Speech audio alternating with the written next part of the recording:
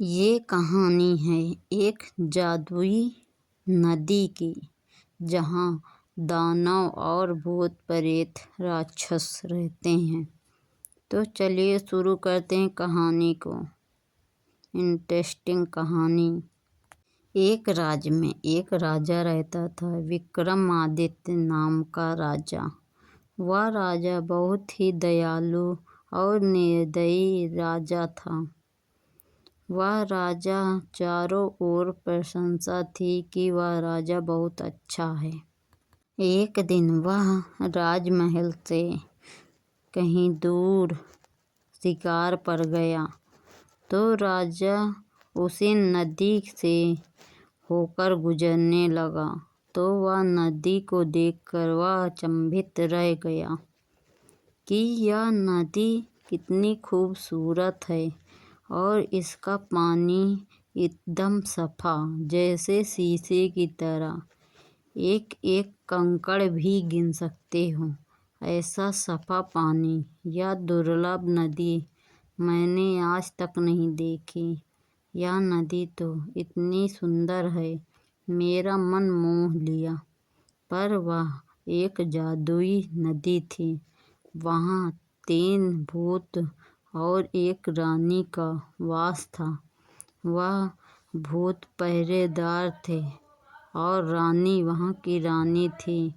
तो रानी उस नदी के पहरा देती थी और राजा उस नदी के पास पहुँचा और वहाँ पास विश्राम करने की सोची।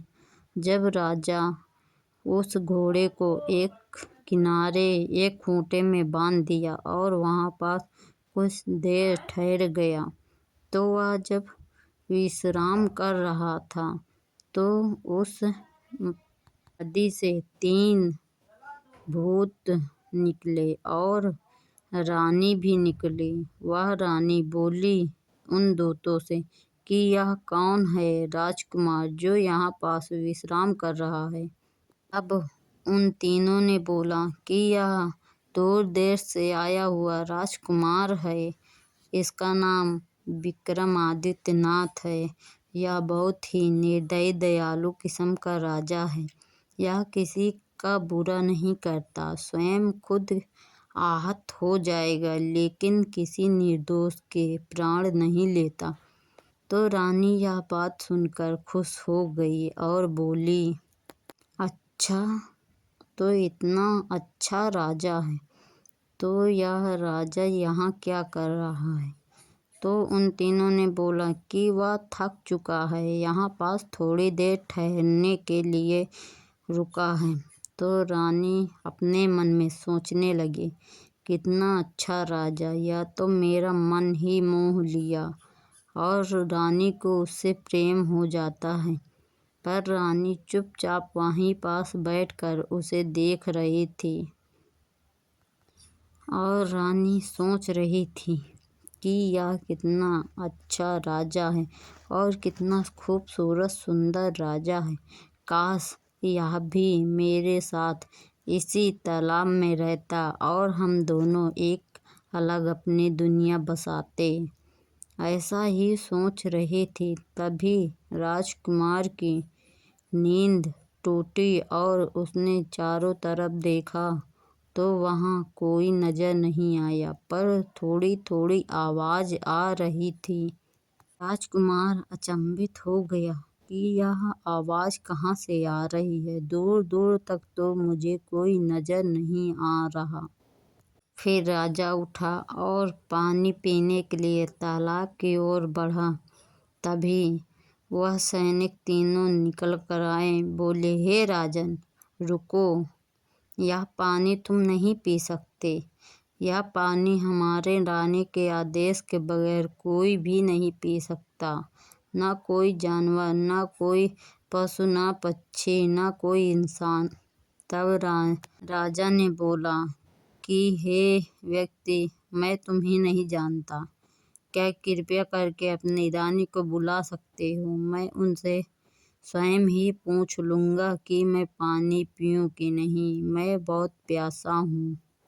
तब उन्होंने कहा, ठीक है। फिर रानी प्रकट हुई और बोले कि हे राजन, अपना परिचय तो दो।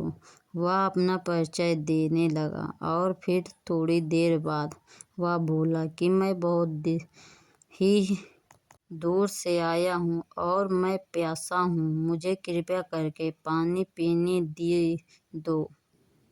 हे राजा, मैं पानी पीने तो दे सकती हूँ, लेकिन मुझे 2 प्रश्नों का उत्तर दो, फिर पानी पी सकते हो। तो राजा बोलता है, ठीक है रानी, पूछो तुम्हारे प्रश्न क्या हैं।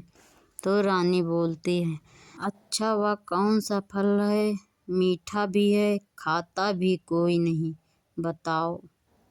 फिर राजा थोड़ी देर सोचा और बोला, सब्र का फल सबसे मीठा है, पर कोई खाता नहीं। फिर रानी बोली, सही जवाब, चलो। राजा बोला, ठीक है, अब दूसरा सवाल पूछो। रानी बोली, ठीक है, दूसरा सवाल। अच्छा, मेरा दूसरा सवाल बताओ। जो लाया वो पहना नहीं, जो नहीं लाया वह पहना, यह पहेली बताओ।